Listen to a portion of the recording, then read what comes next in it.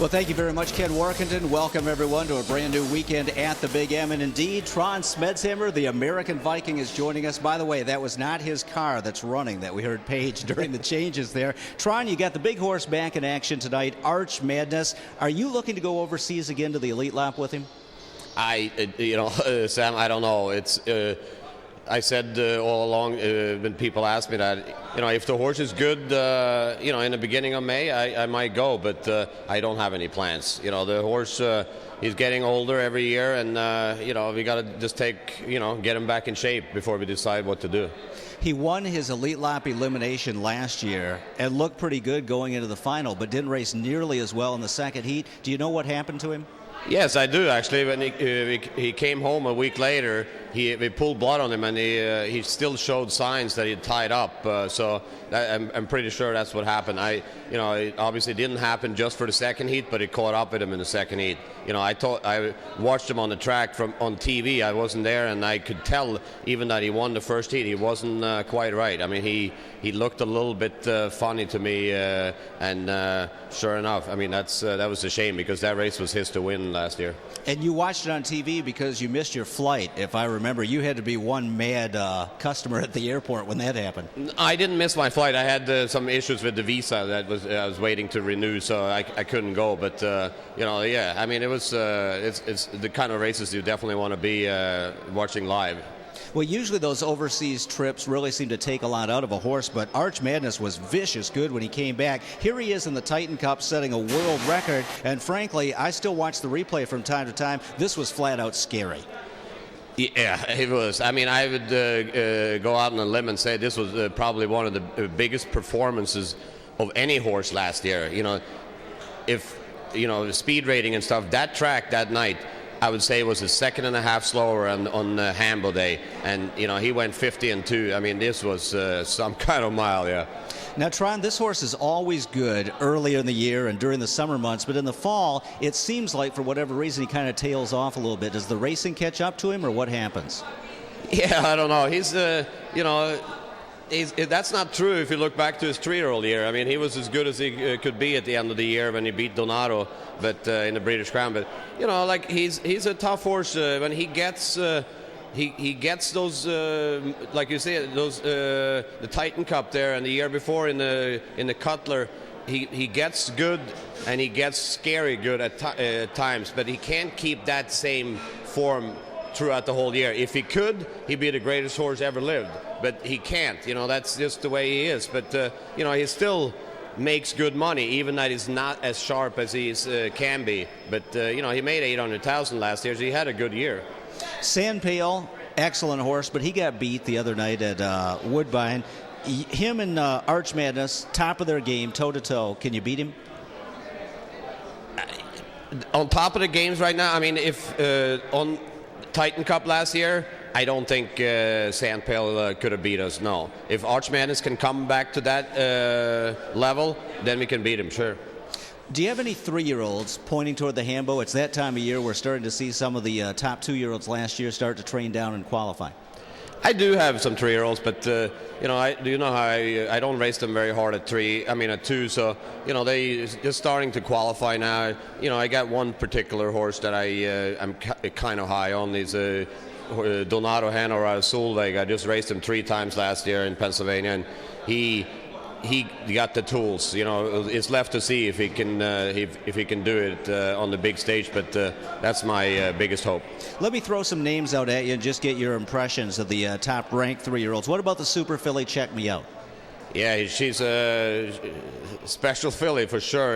Ray is high on her, and for what she did last year, you got to give a lot of respect to that filly. It's left to see if Ray decides to race her against the boys. I'm sure he's going to wait and see how she comes back, but she's certainly one to watch out for.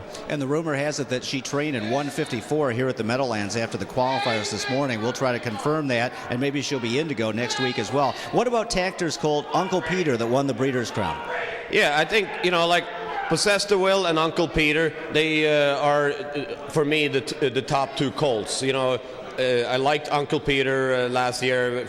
He he's a fairly lightly raced horse from the tack to barn. You know, he came out scary good. I think it was a Reynolds. He won like in track record time almost up there, and then we didn't see him much until the end of the year, and he still came back and win the British Crown. It's a horse with high speed. I like Homer Hochstetler's colt Big Chocolate, kind of a sentimental pick for me. Do you think he can go with the big boys? Yeah, I think so. He's a big rugged horse, and I wouldn't be surprised if he could. Any other names that I'm leaving off the list that caught your eye last year? I don't want to bring out names. You know, another filly, Charlie Norris, was obviously very fast, but it's always going to be somebody that we didn't hear that much from. You know, it's so many horses that have the ability. So we just got to wait and see. Well, in 2004, you were on top of the world with Windsong's Legacy. You won the Trotting Triple Crown. Here he is winning the Hambletonian. Looking back on it now, it's been quite a few years ago. Is this still the biggest thrill of your life? Oh, yeah, for sure. And finishing it off with winning the Kentucky Futurity to win the Triple Crown, it was a special year. You know, not just with this horse, but everything I did that year went the right way. So it was the whole year was just a year for the memory book. Now, after the Kentucky Futurity, immediately after, you announced in the winner's circle that you guys were going to retire Windsong's Legacy. Rainbow Boo kept racing. She ended up being named Horse of the Year. Any regrets in hindsight? Would you have kept racing the horse and made a bid for Horse of the Year yourself? Well, I don't really have regrets because that year, the way the schedule was, it was just 7 days between the Kentucky Futurity and the British Crown, and he just won the Triple Crown, and raced 2 heats, and I thought he did enough to be Horse of the Year. I didn't feel it was necessary to go to Canada. It was, I just thought it was a lot to ask from him, but I don't really regret what I did. It was disappointing not to get Horse of the Year, but I had no regrets. And even more disappointing, the horse passed away at such an early age, just as his stud career was getting rolling. He was a tough and game horse, passed that on to his colts like Lucky Chucky, and it's just a shame that we lost him so early. Yeah, definitely. That's, even his fillies has been good, so, it was a shame, yeah. Trond, you got a couple trotters in tonight we're going to talk about. In the 7th race, number 6, Black Tux, White Sox. I think this horse actually went to Europe last year. Didn't he win a race in Norway or something? He won a few races over there. He made a little money over there, and I just when I sent Arch Madness over there, I sent this horse along, and he actually stayed over a little bit longer, and just to race him against 4-year-olds over there, and he did quite well, and he came back here and he was okay for a few starts, but then I put him away, and he's kind of struggling a little bit to get back in top shape. So I'm not sure why, but I thought he'd be quite a bit better than he is right now since he's a 5-year-old, but it's just taking him a little bit longer to get in shape. And of course, in the featured 10th race, the Invitational Trot, the big horse Arch Madness. What are your expectations for tonight with him?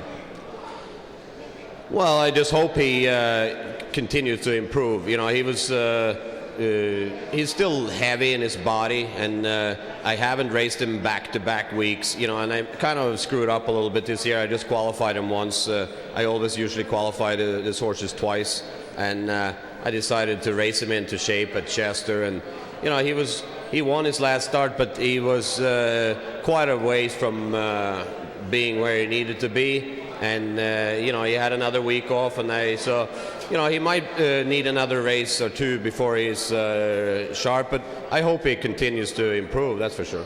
And do you have any updates on DeJarmbro, who was so good last year, one of the top 3-year-olds? Yeah, he's a couple of weeks from qualifiers. He's coming back good. He really filled out and grew up. He's a beautiful horse, and he had a lot of go.